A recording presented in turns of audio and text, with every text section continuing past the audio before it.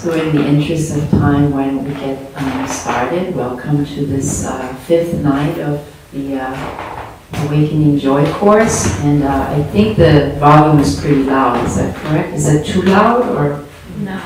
A little tiny bit? Tiny bit too loud, David. Do you know how to? Yeah.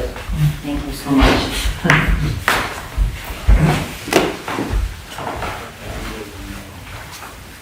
So we'll just wait for a moment to adjust the volume of this microphone. How's that? Let's see, is that okay? It's too loud, not loud enough, just right, okay. And then just let me know online if somehow you're not hearing me well. But welcome to this class, and why don't we just get started by settling in tonight for a couple of minutes, just beginning with just a short meditation, just to allow ourselves to come present to our time together that we're sharing this evening. So I'm just going to ring the bell and then ring it again after a couple of minutes.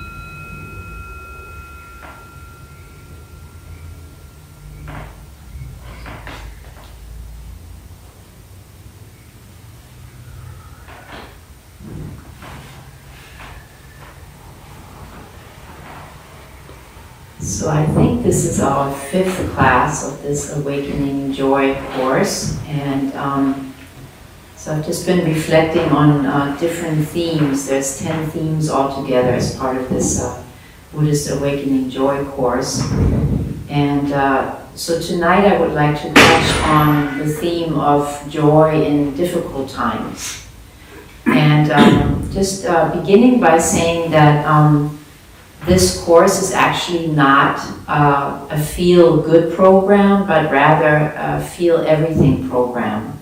And I think that's really part of the larger theme of this class on Buddhist mindfulness, that we invite all of our emotions, all of our body sensations, all of our feelings, sounds. We invite everything in as part of our meditation practice and mindful practice in daily life, not just what feels good or wonderful, but also what is difficult. Buddhism is really very much a spiritual path that really is in touch with reality and doesn't just pretend, oh, everything is wonderful.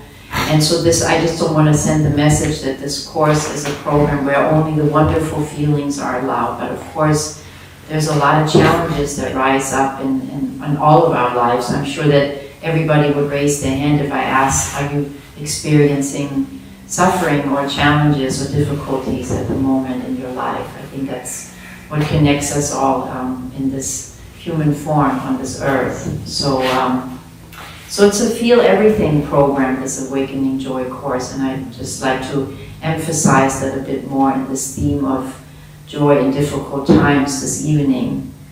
So when we consciously experience both the joys and the sorrows of life, we really connect ourselves more to our own humanity, to feeling alive, to recognize that both pain and joy are part of this human experience. I love what Jack Kornfield sometimes says when he says that, if you have these arms, these hands, and these legs, if you're in this human form, you're likely experiencing all human emotions, not just a couple of them, but the whole spectrum of human emotions is what we're going to experience over the course of our lifetime.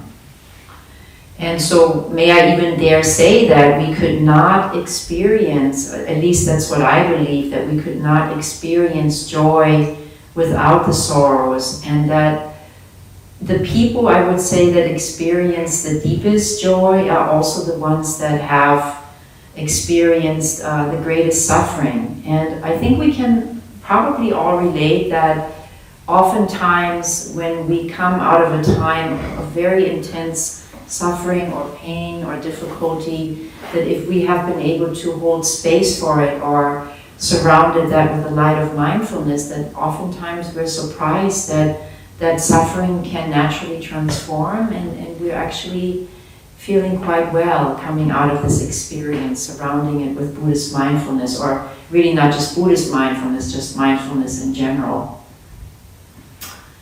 And I would like to add that such a thing is possible if we have the support of a spiritual path that can uplift us or help give us the tools to uplift us from suffering. I'm not wanting to send the message, oh, we're suffering and just hang in there and it's all going to be rosy, but I think it takes a really dedicated spiritual mindful practice and prayer, whatever is part of your tradition, to help lift you out of the suffering ultimately with the help of your spiritual path. And I think it's also safe to say that probably all of us would rather just experience happiness and bliss and well-being, and wouldn't that be nice? And especially if you have meditated for a while, or if you have a daily meditation practice, I think we have all sort of been hijacked by the belief thought that if we've had a really blissful meditation experience, that we expect it to be the same next time, and that we get hardly disappointed. We might have experienced, maybe really been with the breath and felt concentrated in our minds, and it feels really joyful and blissful, and there's all these beautiful sensations, and then we sit down again next time, and what's happening here? There's all this aversion, I'm feeling irritated, I'm feeling angry today, I want the bliss back. And there's a story that one of the foremost Western mindfulness teachers, Joseph Goldstein, I think most of you have heard of him. He tells the story when he first went to India in the early 1970s. I think he actually went there on the Peace Corps and then discovered Buddhism. And so he experienced meditation in many different Buddhist centers, and in one of them, under the guidance of one particular teacher, he really was sort of guided into these very, deep bliss states. And then all of a sudden he got a call, I think, from family in New York, and he said, okay, such and such an uncle died, and you got to rush back. So he rushed back to New York, but he was really annoyed because all he wanted to do is just stay in these blissful states. So as soon as he could, he just went back, and then the bliss didn't come back. And he literally said that he tried so hard for a whole year to find these bliss states again, and he always says, don't make that mistake. So he says, just know that we will, in our meditation, also experience all human emotions. There's going to be, as they say in Taoism, the 10,000 joys and sorrows of life that we're all going to experience as part of our daily life practice, or in daily life, but also as part of our meditation practice. So don't wish anything again, but rather just be with everything with an attitude of loving attention, loving kindness, and loving presence as best as we can, and then not judge ourselves when we can't do that, when there's still aversion, and just be aware of that. And that's really the best we can do every single time. So I just want to emphasize that including what feels challenging in meditation doesn't mean that we're actually on the lookout what feels difficult, or what the difficulties or what's challenging in our lives. I've talked in this course often about sort of having our antennas out for taking in the good, bringing in the positive, or at least noticing the positive. And that's just because our minds are so conditioned, especially I think in this society, just to always be on the lookout, okay, what could be dangerous in this environment, sort of always scanning the environment for what's wrong, and how can I get out of trouble or out of the situation. We don't want to do that with the positive, because our minds already don't tend to be tuned in too much, or at least for most of us, to the positive. But we don't really need to be on the lookout for challenges. I think we all have plenty of challenges in our lives, so we don't need to be on the lookout scanning the environment for more. So by being on the lookout for the good is just bringing more balance. Bringing more attention to what's positive inside of us and experiences that are positive on the outside, and just really taking them in and making them part of our daily life experience. And at the same time, to also recognize when, the challenges are present, such as anger or sorrow or grief or fear or even despair, and just allowing it to be here, to make space for it. Kind of like Thich Nhat Hanh says, to shine the light of mindfulness is really a way of befriending the difficulty instead of wishing it away, wishing it to be otherwise. It's also, we shine a sort of flashlight onto the difficulty, like shining a flashlight in the dark onto something and bringing it into our awareness. And that can often be enough just to have enough mindfulness to just soften around the difficulty, to soften our hearts instead of feeling tightness and wishing it away. That in itself can often be enough just to get a sense of relief around the difficulty and not suffer as much around it anymore. And on the other hand, and I'm sure that you probably have experienced this if you have a Buddhist mindfulness practice, that when you resist whatever is present, that the heart, viscerally, there's a visceral sense of tightening and contraction in the heart when we resist what's challenging that's come up for us in our minds, or whatever situation we might be confronted with on the outside. And to me, at least, one of the miracles of mindfulness is that our sorrows can actually be transformed, or can blossom rather, into a sense of well-being and joy.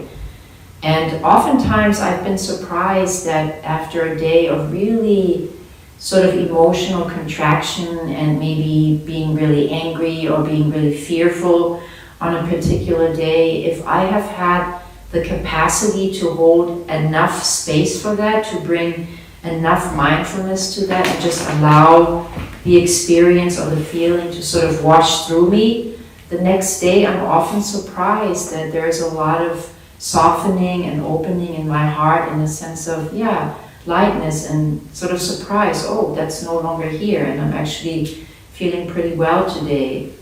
And I think that's especially because when we can just soften around the experience instead of being tight and wishing it away. Okay, let me just go back to my breath, forget about this anger, forget about the irritation, I don't want to feel it. If we can open and soften, it's like opening the palms, opening the fist to really look at what's here with a loving attention, that it can just sort of wash through us. I think there's actually been a study done I read about recently that says that emotions, including positive and negative ones, don't actually stay around for more than 90 seconds. They sort of have a lifespan of 90 seconds, unless, of course, we then create stories around it and latch onto it. Yes, I'm really righteous, I should be angry at this person. Then it goes on and on and on, and the story spins out of control and the emotion stays around. But when we can just simply recognize it and shine the light of awareness on it, it just sort of washes through us and it goes away. Try it sometimes. It's true for both the positive and the negative. We can, like with the positive, we can easily get attached and say, oh, that was such a wonderful vacation. I really, next time I'm going to go to the Bahamas, and I feel so wonderful. And, but just washing it through, letting it wash through, it just sort of stays around for a very limited amount of time. Just try it out sometime if you can.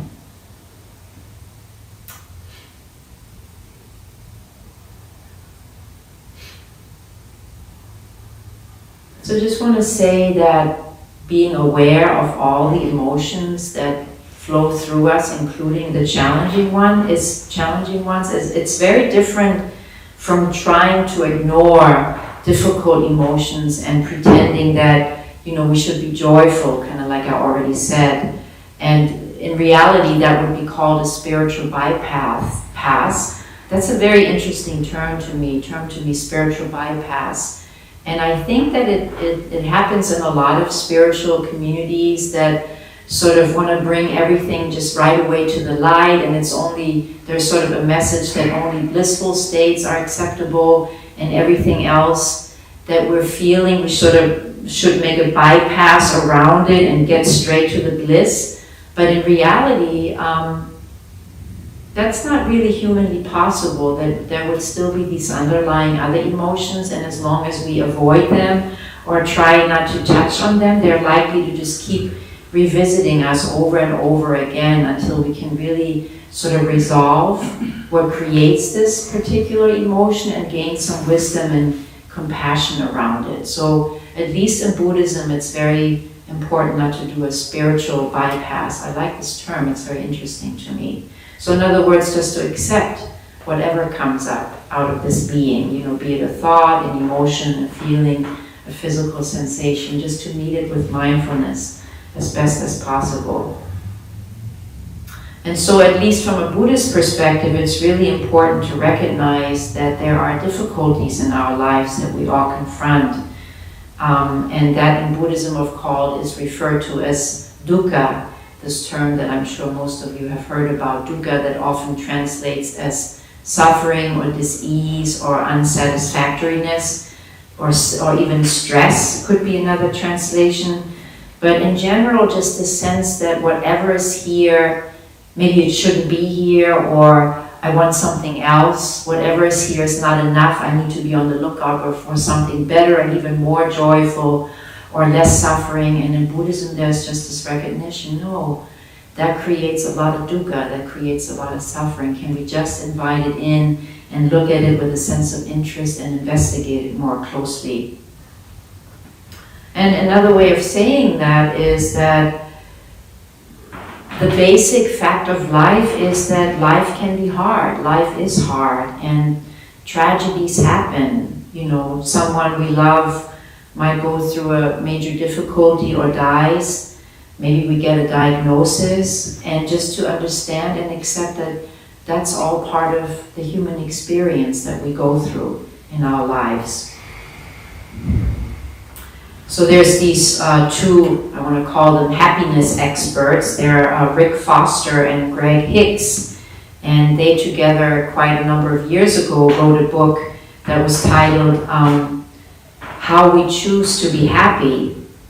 And in that, they basically, by doing a lot of research in many different countries about happiness and what people tend to be happier and what more sort of morose, they basically found out that the secret to happiness are that, they happen in people that, the people that are happiest are basically the people that deal with their sorrows by feeling their feelings and somehow finding meaning in the situation or make meaning out of the suffering in their lives.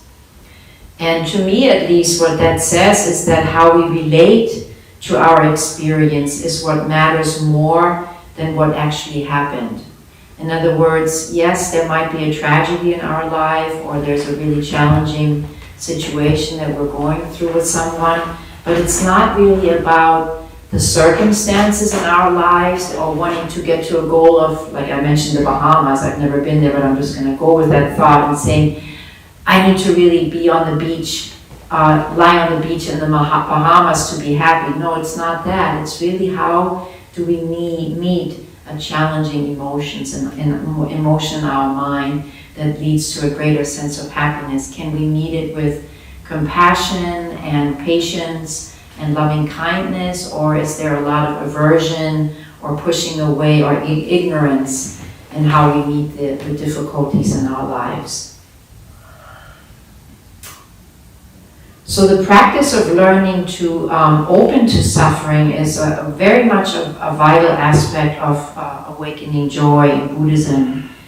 And especially as we live in a world where everything really is constantly changing, and we can't really avoid loss, disappointment, illness, and death. It's really important to learn how to come to peace with these challenging experiences and situations that we all encounter in our lives. And so the more that we can actually understand suffering and are willing to come to terms with it, as I said, the greater the possibility for us to end our suffering, to end our dis-ease, to end our stress, to end our unsatisfactoriness. And that's really what in Buddhism is called the third noble truth, the end of suffering. So just briefly, in case you didn't know, I'm sure most of you have, the first noble truth the Buddha spoke about is that there's suffering in life. The second one is that there are causes for suffering. So the causes are often translated as greed, hatred, and ignorance. And that there can be an end of suffering by letting go of those, and a path to the end of suffering, the Noble Eightfold Path. We don't have time to really go over this whole path, but I'm touching on the path factors oftentimes in this course as well. There's a Lebanese-American writer, philosopher, and poet by the name of Khalil Gibran. I'm sure I'm not pronouncing it right, so forgive me. But he wrote that your joy is your sorrow unmasked, and the self-same well from which your laughter rises was oftentimes filled with your tears. And how else can it be? The deeper that sorrow carves into your being, the more joy you can contain. And I love that. I wanted to share that. And so our suffering and sorrow really can deepen our understanding of what it means to be a human being in this life on this earth. And it can really open our heart and connect us with life more fully if we're just simply allowing everything to be here that arises in our hearts and minds and bodies, and come to peace with it and just surround it with a loving presence as best as possible.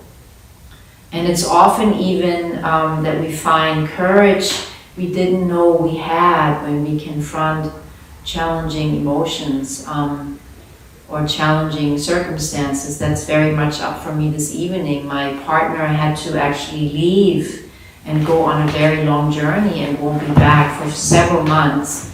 So we won't see each other for a very long time. And since I tend to be very attached to my loved ones, that's really challenging for me. So I'm feeling like, especially in this time, I really have to call on a lot of trust, a lot of faith, whatever you call it in your tradition, and just a lot of courage. And I've noticed how through my practice and daily meditations, a lot more courage is growing on my own path. And that's something that I can really draw on in this particular time. Because there's a lot of fear that comes up for me in this time. So it feels very helpful to have a practice, to have a belief in God, whatever it is for you. You know, if you call it the Dharma, the teachings of the Buddha, if you call it God, a higher being, whatever it is for you, to draw on that in these difficult circumstances that you might encounter in life. And it's also important to remember that pain and sorrow are not permanent. I think we oftentimes lose track of that when there's a lot of suffering in our lives, that we feel like this is always going to be here, it's always going to be like that. You know, I'm having a pain in my knee in my meditation. Is this always going to be there now? There's the sense of permanence, whatever it is. And even if we go through difficult and challenging times, just remembering we probably will laugh again. There probably will be moments of happiness again, and we can notice them even when we go through challenging times.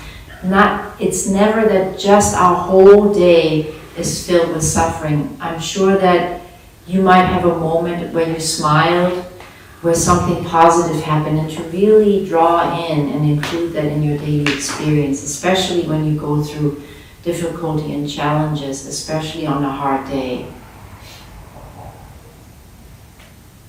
So it can really be helpful to see that suffering is not as solid as it appears to be. And this wisdom will oftentimes help us experience less suffering in those moments of, more intense suffering, when we experience those times. So when we experience a painful feeling, the first step might be to acknowledge and honor it, to attend to it with kindness and without self-judgment. And so bringing mindfulness to a difficult emotion makes it less likely that we will be becoming overwhelmed by the experience. So just wanted to do a mini exercise so that can be more of an experiential. So drawing on the Buddhist practice with the acronym of RAIN, which is a practice that can be very helpful when we're going or feeling challenging emotions. So just briefly, so that you know, if you don't know, the acronym RAIN stands for recognizing the challenging emotion, to allow it to be here instead of pushing it away, to investigate it, but not to investigate it with the mind and spin stories, but rather to bring a sense of curiosity of where we are feeling the difficulty in the body. And then the last part is sort of the self-care and the nurturing that we can bring in the compassionate side of when we're going through a difficult emotion. So just wanted to guide you through a little exercise around that for a moment.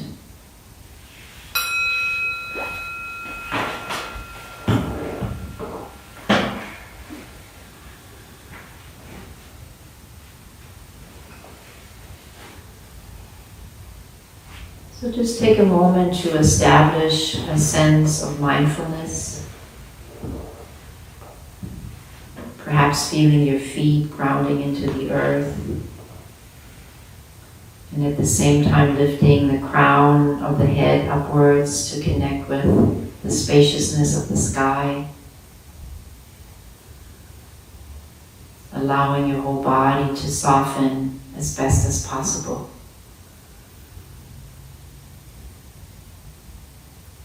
And then bringing your awareness into your heart center.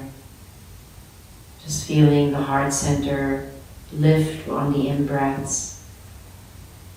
And just feeling a sense of softening and relaxation around the heart as you breathe out again. So just noticing the opening of the heart with each in-breath, and the softening and a sense of release with the out-breaths.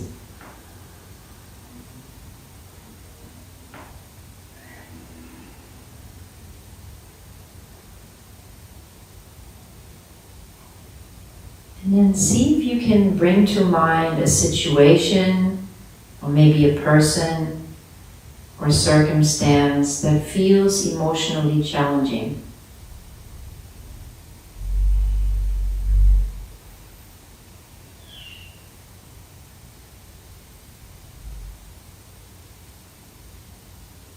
And then the first step is to simply recognize what feeling or feelings this brings up for you. Is there sadness, anger, fear, grief? Just noticing the feeling around this challenging situation.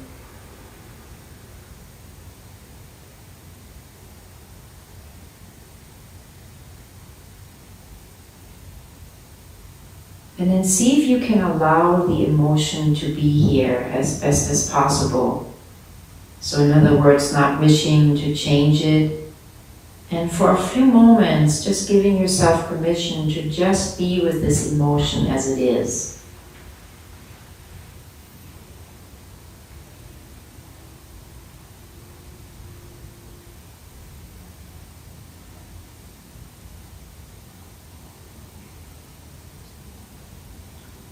And then as the next step, investigating how the emotion expresses itself in the body. So in other words, bringing a sense of curiosity and interest that is simply exploring the landscape of the emotion without analyzing it or trying to figure anything out.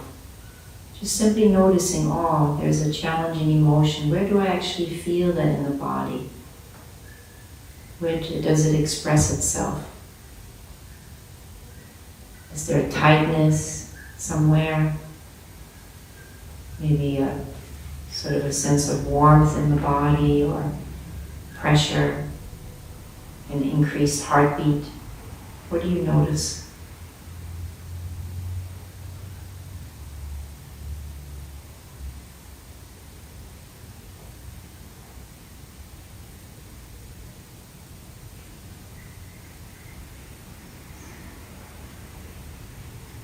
And then the last part is really where we bring in self-compassion, the nurturance. So holding the suffering with kindness and compassion. Oftentimes it's really helpful to, to place a hand over the heart or another body part where you feel affected by the difficulty. Just applying a gentle touch. Just acknowledging for yourself, oh, this feels difficult right now. This is a moment of suffering. May I hold this suffering with kindness and compassion.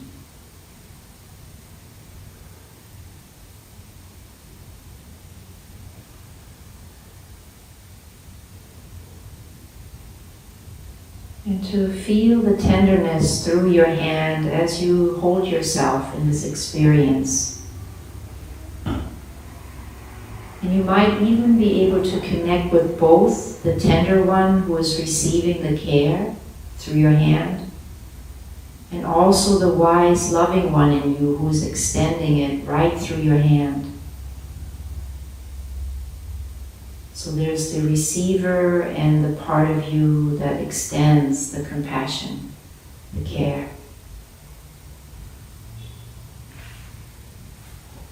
And both are really an expression of who we truly are.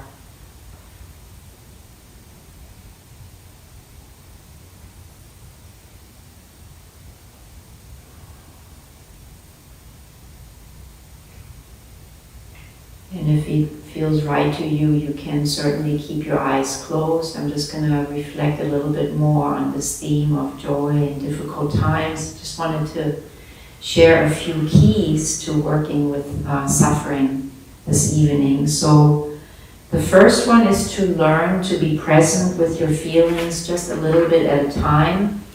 So the way I always experience or have teachers heard talk about it is that if there's some difficulty coming up, a difficult emotion, as long as you can hold mindfulness around it, go for it and stay and investigate and experience the difficulty in your being, and just bring, maybe wisdom naturally arise around it. But if you feel absolutely overwhelmed by what you're experiencing, it's probably not a good idea to stay with it.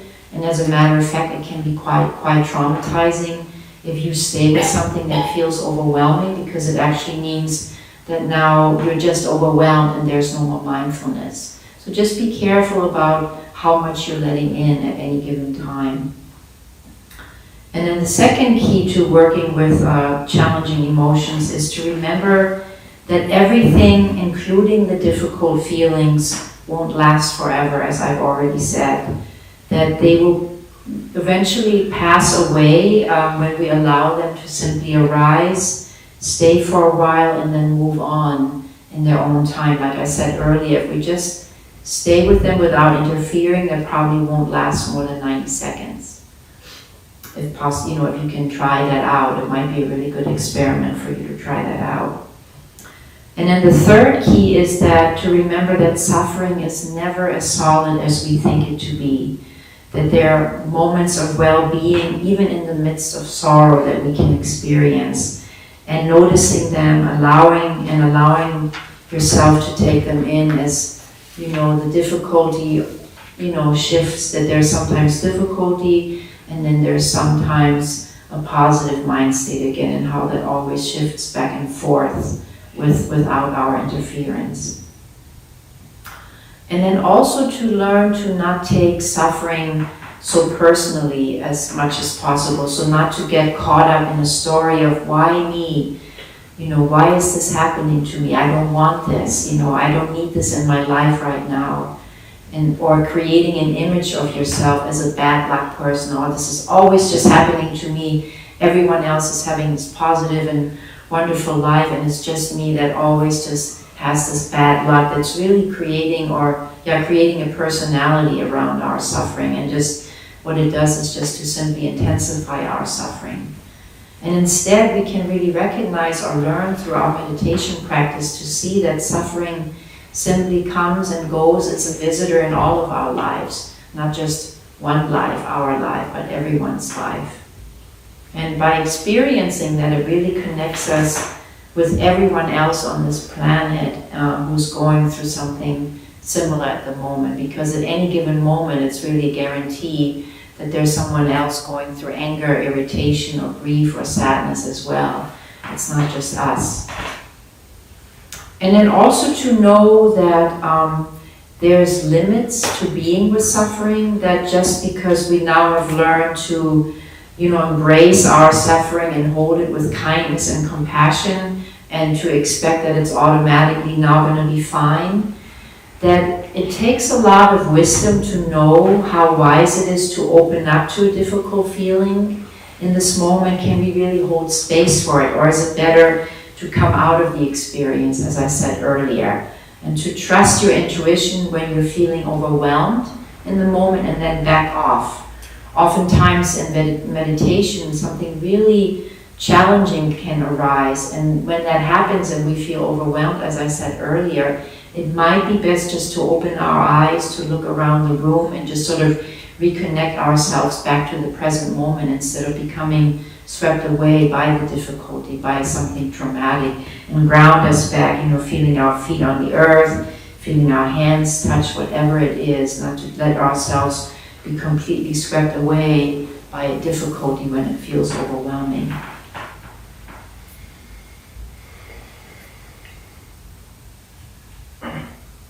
And then also, just since this is a course in awakening joy, to really try as best as we can to stay connected with positive experience, with our intention to be happy. Certainly when the Buddha talked about suffering, he was very much concerned with the path to the end of suffering, to lasting happiness and well-being. And last time we talked a lot about and practiced a lot around gratitude, and really bringing gratitude into our lives, and to notice what we can be grateful for in our lives, to really stay connected with that, especially as we go through difficulties.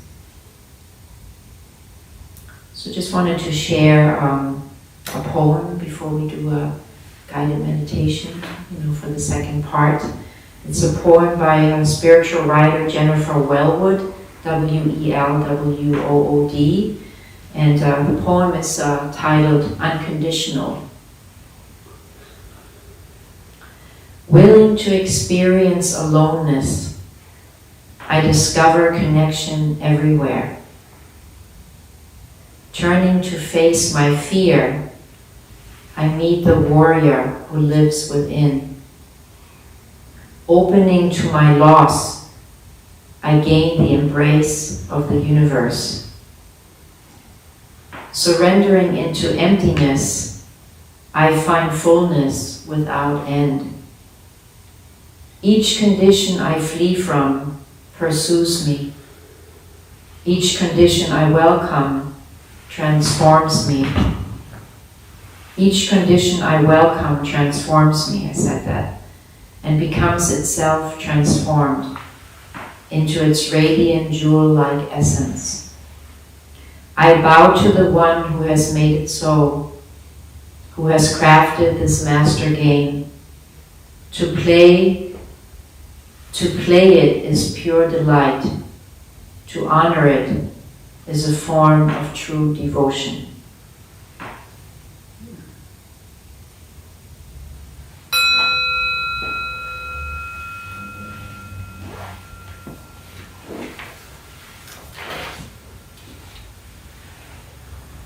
I wanted to offer a meditation on joy in difficult times this evening.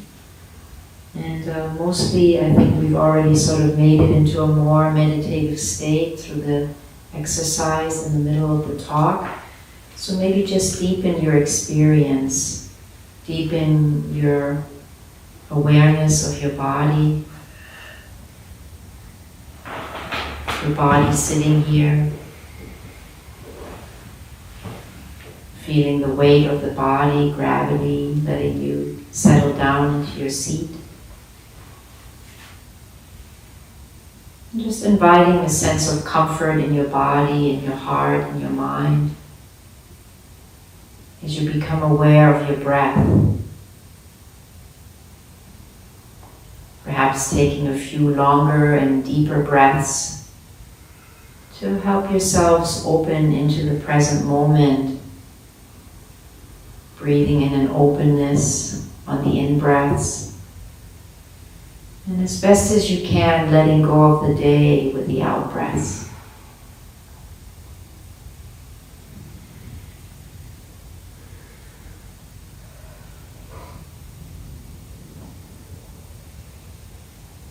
And then eventually imagining again that you're breathing in and out through your heart space in the center of your chest.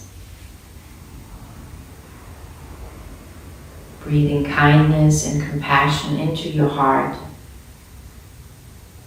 And with the out-breaths, sending it into your whole being. Finding your way to the still and quiet center of your being.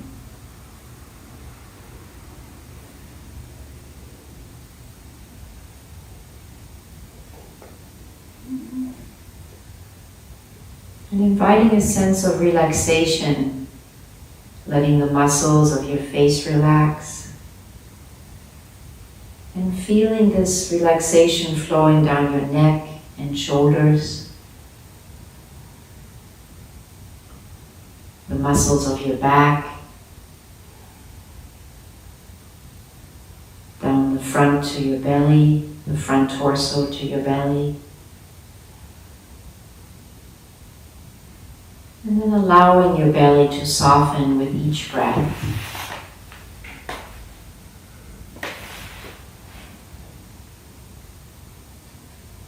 Feeling that relaxation go all the way down your legs and feet, all the way to the ground, until you touch the ground of your own being.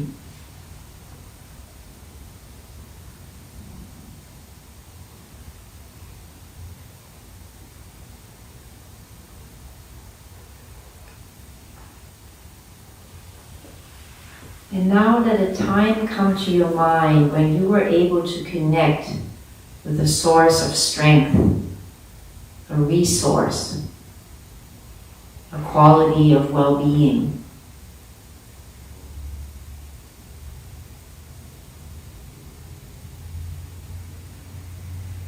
And see if you can really get in touch with those resources that give you strength in the face of difficulty.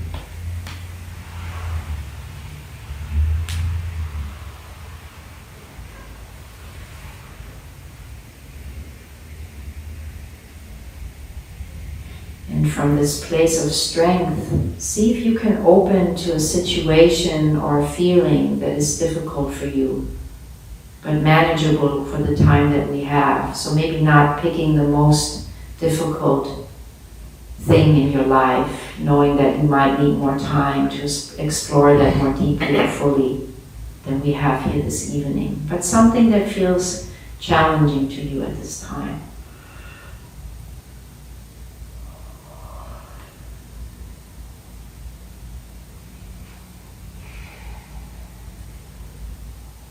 See if you can allow yourself to open to that challenging emotion, the suffering or pain.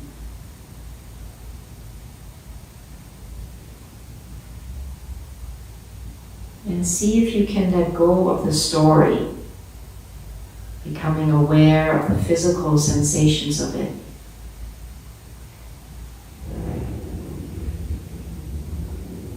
And sensing where it manifests in your body. What it feels like, what shape it has, what form.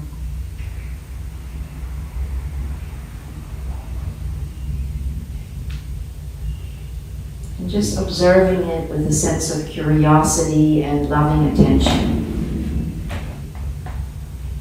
A sense of care and tenderness. Being fully present to it.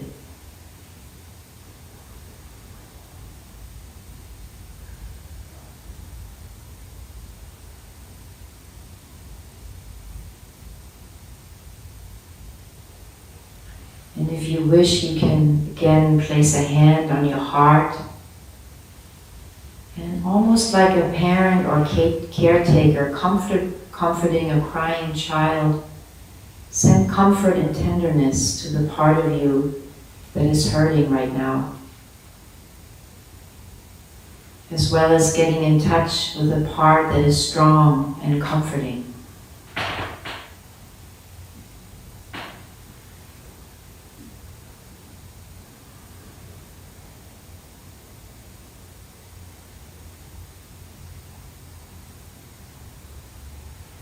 See if you can open to a sense of benevolent healing energy, whatever that is for you.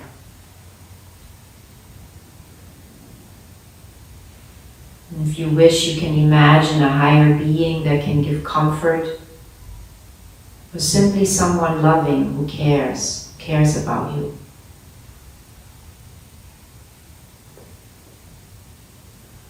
And letting the loving spirit of that being enter you and strengthen you. Tapping into a limitless supply of compassion and caring. And with each breath, let that fill your heart and your whole being.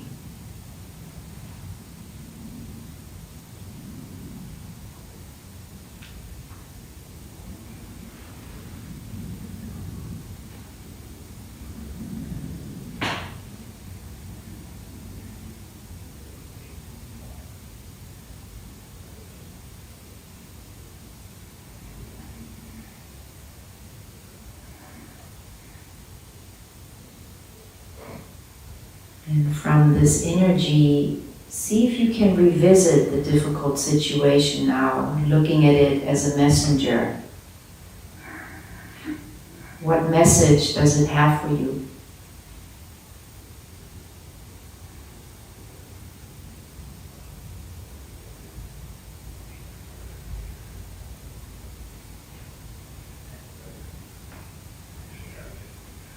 Can you gain any new insight or understanding or learning from this?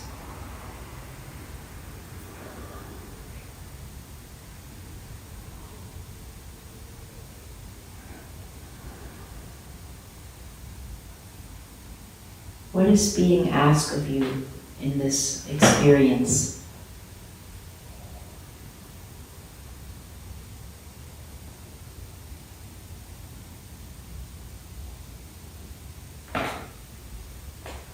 Is there a different way you can respond?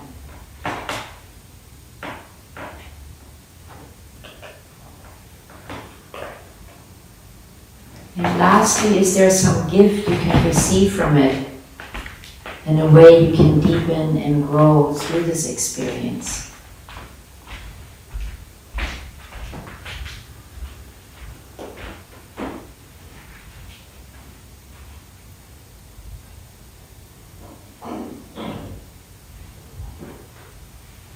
So we'll just take a few more minutes to explore for the remainder of the meditation. Or simply rest in spacious awareness with the breath as your companion, with whatever is arising for you now, moment by moment, as you're going through this experience.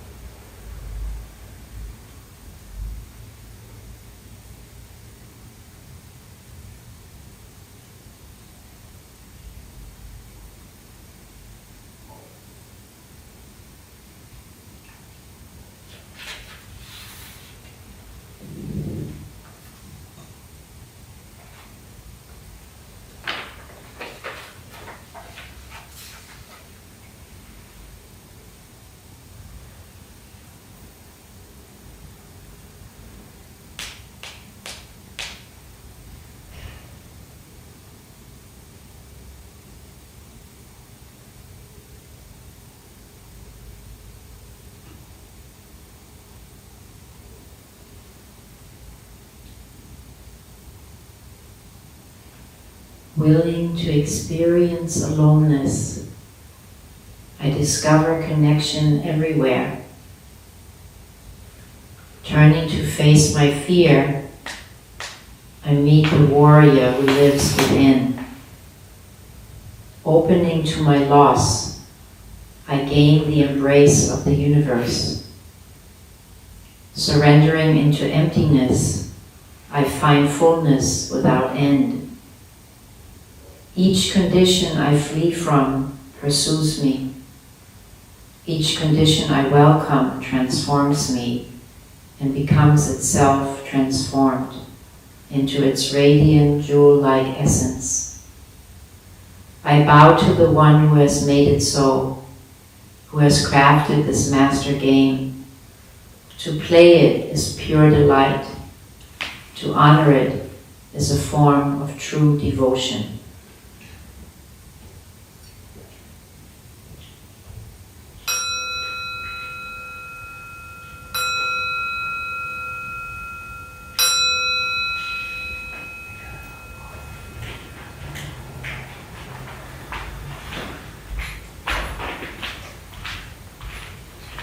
So we have a few minutes for questions or comments, just to share maybe what your experience was like this evening.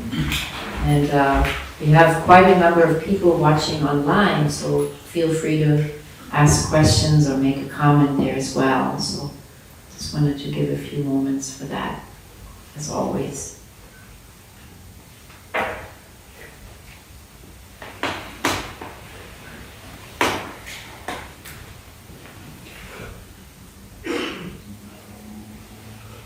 Yes, I'm sorry, I didn't see you at first. It's okay. I just wanted to say the poem that you used, that was very beautiful and really spoke to me.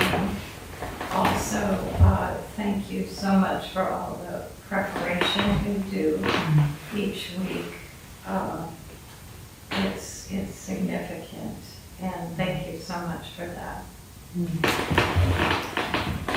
I also wanted to comment on something interesting I noticed tonight is sometimes just a slight change in wording really affects how I relate to the phrases being used. Like, for example, in rain, for the A, I've heard acceptance before, and you used the verb allow, and that really opens things up for me. That slight change was very different. And you also used, I'm used to hearing, may I hold this suffering with compassion. Tonight you used the word, may I hold this suffering with kindness. That was very different too, because when sometimes if I'm hard on myself or critical of myself, like if I have a pain and to tell myself, may I hold this pain with compassion, is different from saying, may I hold this with kindness, because if you're being kind, how can you possibly be so harsh and critical? So anyway, those are just the things I noticed tonight, but in summary, thank you so much for all you do. So really good mindfulness practice to be aware of just how a different word really resonates differently or impacts your whole being differently. I remember you making a comment in a similar way about loving kindness and how using the term, I think at that time that I used was unconditional love, and how that resonated differently in your being. So it's just really good mindfulness practice. And also that tells us whatever phrases, compassion phrases we use for ourselves or loving kindness phrases, that it's good to pick your own to see what really resonates. And so maybe allow is softer than acceptance. Acceptance maybe feels more like a command, and allow is so naturally open, and the same with kindness versus, okay, I should be compassionate, but kindness. So just really good practice. I know you practice with Bob Isaacson as well, so he's a very deep mindfulness teacher. So all that good practice shows for you. Thank you for sharing that. Very Thank you. beautiful. I just noticed that these small things can make a big difference. So I kind of lost my train of thought. No, it's beautiful because it's also a good reminder that it's really all about the small things and not about this large, what we should do or just small. I know what I was going to say is here more than other places I have noticed that freedom of being able to choose one's own phrasing and so on and not be locked into these set phrases. And I think it's very helpful to adapt to oneself. So great, yeah, wonderful. Thank you for that. Yeah, and that's really sort of the heart of the Buddha's teachings, that he always said it's not a doctrine, what I don't preach. And I think that goes in the same vein, that we have the liberty to choose what phrases or words work best or resonate best in our being. So thank you for that. Yeah. Oh. Let's see, we have some comments online to see what we have. So, thank you, first time here, super helpful. Can you please clarify, I think it says, on the 90 seconds thing? It's so counterintuitive because the sad emotions often seem to last forever. Yes, and I think it's safe to say that with mindfulness practice, we can really notice when there is sadness. And can we just allow ourselves to experience that emotion in our bodies and our hearts and minds? And can we be mindful if we're creating any story around it? Are we telling ourselves, I'm sad and I think I'm always going to be sad now. This is never going to go away. I'm always going to be depressed. Versus, okay, sadness is present and I'm just experiencing it right now. And there is no intention to want it to be otherwise or to go away, but just to experiencing it. And oftentimes we just it's kind of like letting it wash through you. And maybe the 90 second thing maybe doesn't work for you if you feel like the experiment is about, okay, I'm going to time myself for 90 seconds and is it still there? So then there's an aversion to the experience of sadness or, anger or whatever. And it's really not about, the message is not about that it should be going away after 90 seconds, but rather to be aware, are we creating a story around the experience, around the emotion? And that's when it tends to last much longer. So yeah, that's all I can say at this point. I'm sorry you're not here so we could sort of say more about it, but I hope that was helpful. And then there's Roberto, who's normally here with us in person. He says, thank you for presenting this course, Bettina. I wasn't able to make it in person today, but glad to be able to join from a distance. Thank you for being here online. And lastly, this is Sharon. Sharon, who's also here normally, happy to be joining again out of town after being out of town. Always appreciate your sharing of your own vulnerabilities and inspiring compassion for our own sufferings, well as yours, others, and all of us, I should say. So this is very much a we experience. So thank you so much for being here tonight. I really appreciate all your comments and sharing about your life path. And I'll have David come up to have the final say, the final word. And oftentimes these days, David even shares his own wisdom. So he's coming up as a teacher as well. See what he has to offer tonight. So now there's some pressure for me to say something. Right. So I will. Yeah. So I've had some challenging experiences in my time, and life challenging experiences, but I came out better and stronger and learned quite a bit from them. The nutshell version is I was going to lose my marriage, my house, and my job all at the same time, and all of those things were saved. So there was a lot of learning that went on from asking for a divorce and having a marriage counselor say, we'll help you get through it, to being happier than I've ever been in my personal relationship. So there can be good that comes out of those challenges. But enough about me.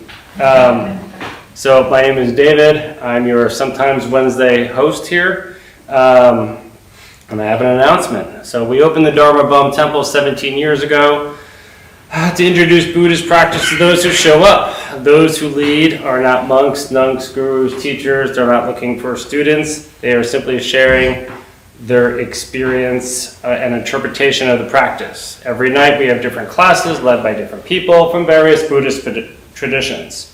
There is a recovery sangha for anyone struggling with addiction of any kind, and our food redistribution program starts at 4:30 Thursdays. Peanut butter and jelly sandwiches are made downstairs and distributed downtown.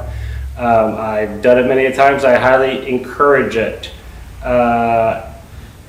All the classes we have are free, and I lost my place. The full schedule is on the website and also above the shoe rack over there outside the door.